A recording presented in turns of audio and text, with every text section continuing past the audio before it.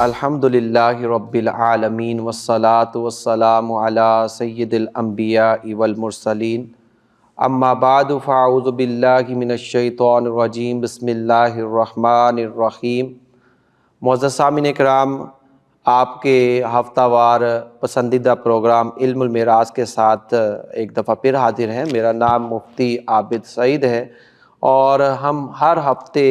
آپ کے لیے ایک منفرد طرز کا پروگرام جس کا نام علم المیراث ہے، وراثت کے مسائل کے ساتھ حاضر ہوتے ہیں، اور الحمدللہ کیپٹل اسمارٹ سٹی نے یہ ایک تاریخی پروگرام آپ کے لیے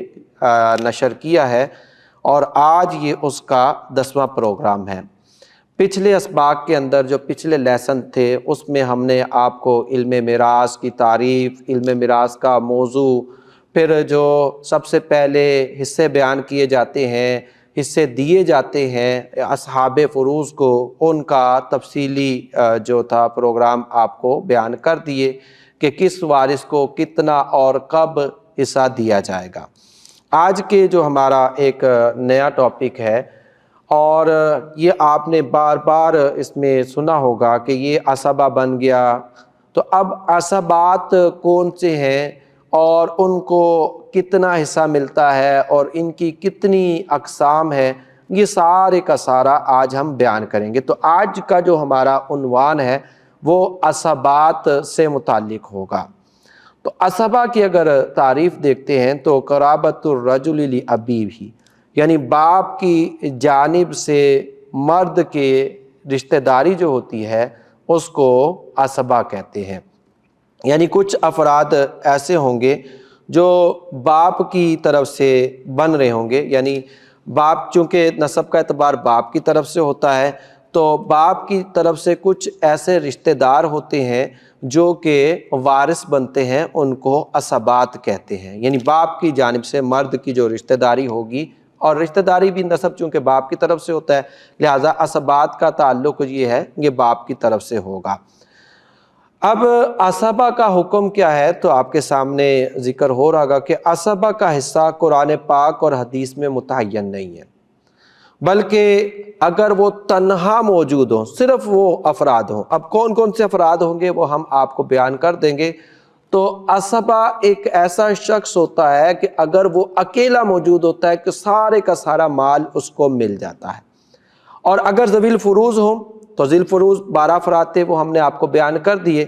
تو پہلے آپ ذوی الفروض کا حصہ نکال دیں، ذوی الفروض کا حصہ نکالنے کے بعد اب جو مال بچے گا سارا ان کو مل جائے گا، اور اگر یہ عصبات ایک سے زیادہ ہوں تو سب میں پھر برابر برابر حصہ تقسیم کر دیا جائے گا۔ تو یہ عصبہ کی اسبا کا حکم تھا۔ ہمارے پاس جو نسب کے اعتبار سے، نسب کا آپ کو بتایا تھا کہ عصبہ کی پھر ہمارے پاس عصبہ نسبی کی 3 قسمیں بنے گی۔ عصبہ نسبی سے مراد کیا ہوگا؟ تو جو میت کے ساتھ نسب کا رشتہ رکھتے ہوں تو وہ عصبہ نسبی قرار پاتے ہیں، اور آپ کو پتہ ہے کہ جو نسب ثابت ہوتا ہے وہ باپ کی جانب سے ہوتا ہے، لہذا عصبہ نسبی سے مراد باپ کی طرف کے رشتہ دار ہوں گے۔ اب وہ رشتہ دار کتنے طرح کے ہوں گے، یعنی عصبہ نسبی کی کتنی قسمیں بنیں گی؟ تو یاد رکھیے کہ عصبہ نسبی کی 3 قسمیں بنتی ہیں، اور انہی کو پھر جائیداد یعنی عصبہ بنتے ہیں، اور یہ کل جائیداد کا یا ذوی الفروض سے بچا ہوا مال لیتے ہیں۔ عصبہ نسبی کی اقسام دیکھیے تو سب سے پہلے عصبہ بنفسی آتا ہے، اس کے بعد عصبہ بالغیر آتے ہیں، اور پھر عصبہ مع الغیر۔ تو یہ عصبہ کی 3 قسمیں بن جاتی ہیں۔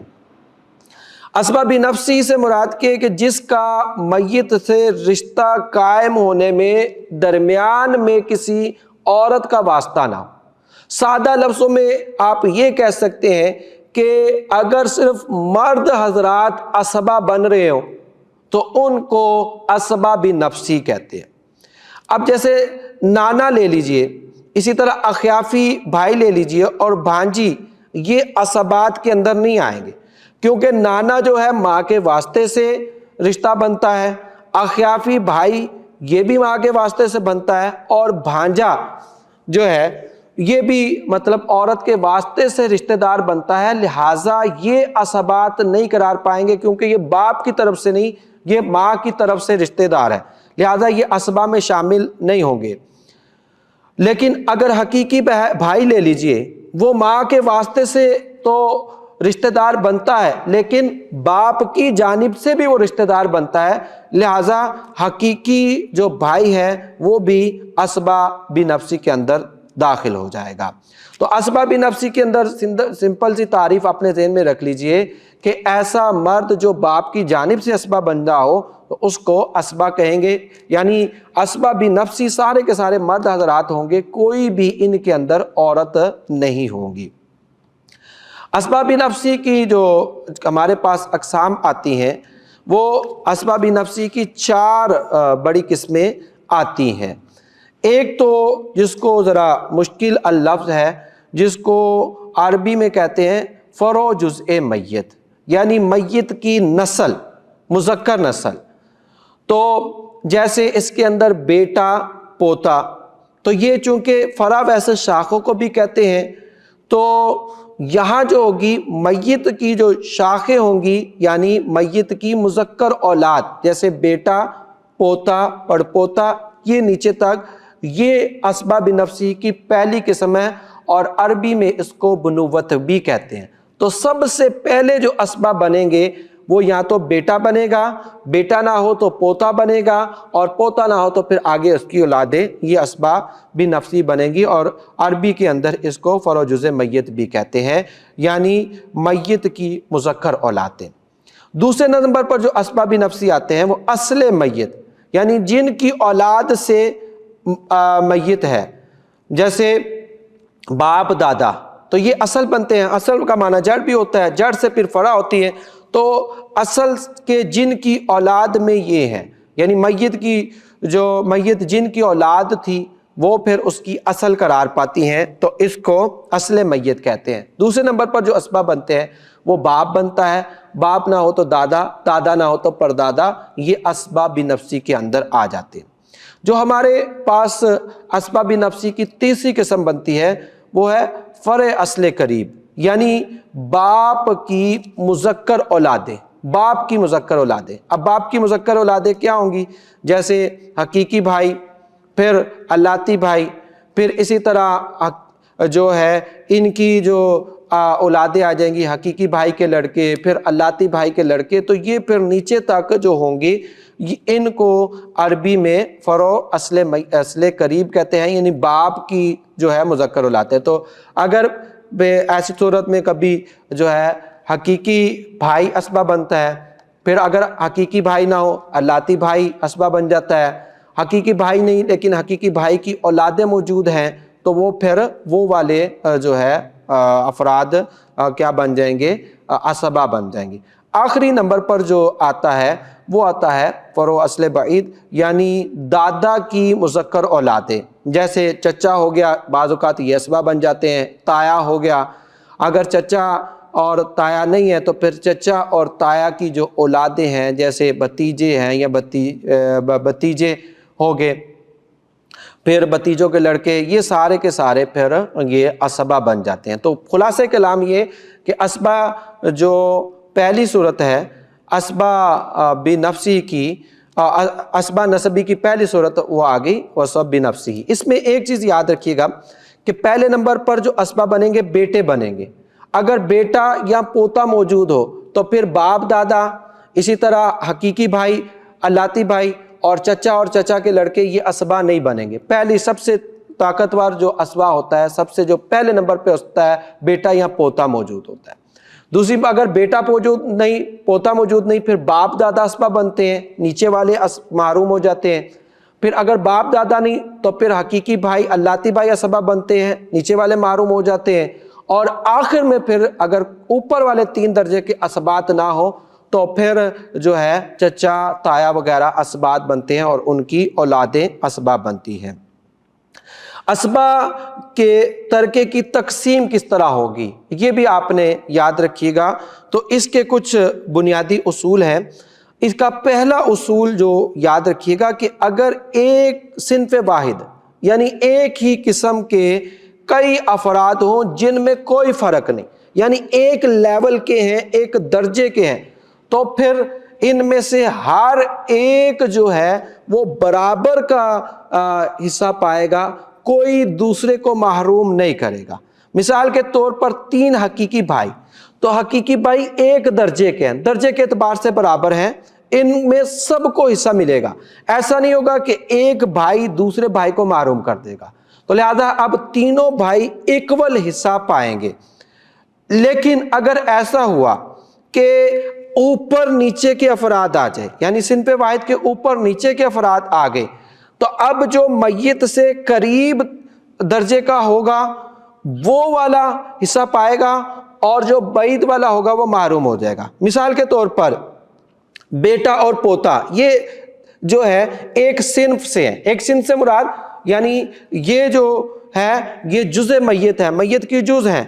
یہاں صنف تو ایک ہے لیکن درجے کا فرق ہے، یعنی قریبی اور دور کا رشتہ، تو بیٹے کا رشتہ ایک واسطے سے اور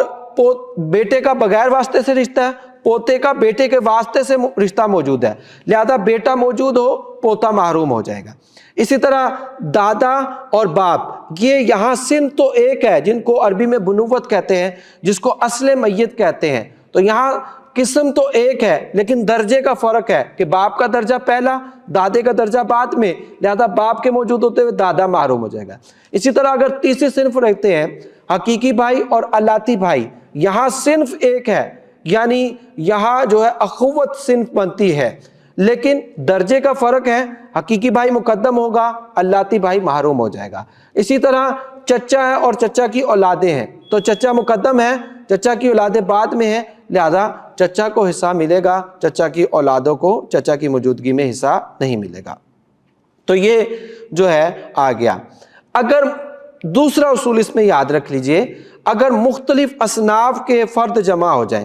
تو قریب درجہ موجود ہو تو پھر دوسرے والا محروم ہو جائے گا۔ مثال کے طور پر پہلا درجہ آپ کو بتایا کہ جزء میت ہے، بیٹا پوتا ہے، اگر یہ ہو تو پھر اگلے 3 درجے کے یعنی باپ دادا والے، حقیقی بھائی الاتی بھائی والے اور چچا بھتیجے والے یہ محروم ہو جائیں گے، سب سے پہلے یہ آئیں گے۔ اب دوسرے نمبر پر وہ آتے ہیں اصل پر، اصل میت جس کو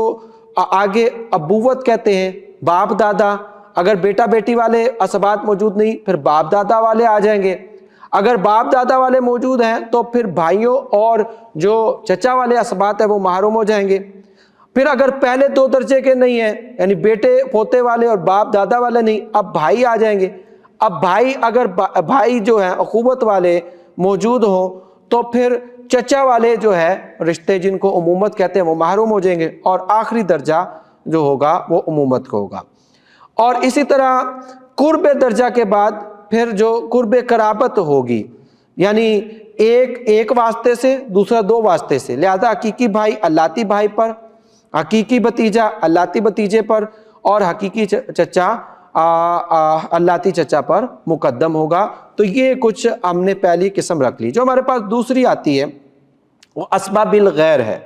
اسباب الغیر کی بھی ہم نے بار بار اصطلاح آپ کو بیان کی کہ وہ عورتیں جو ذوی فروض سے ہوں اور اپنے بھائیوں کے ساتھ مل کر اسبا بنے تو وہ اسبا بالغیر قرار پاتی ہیں، اور یہ ہم نے آپ کو بیان کر دی تھی کہ 4 عورتیں ہیں جن کا جو ہے ذوی الفروض میں لیکن اپنے بھائیوں کے ساتھ جب ملیں گی تو پھر اسبا بالغیر بنے گی۔ ان کا حصہ کیا تھا؟ نصف یا ثلثان تھا، اور یہ 4 عورتیں تھیں، بیٹی بیٹے کے ساتھ، پوتی پوتے کے ساتھ، حقیقی بہن حقیقی بھائی کے ساتھ، اور الاتی بھائی الاتی بہن الاتی بھائی کے ساتھ مل کر رشتے بنیں گی۔ اس کے علاوہ کوئی اور عورت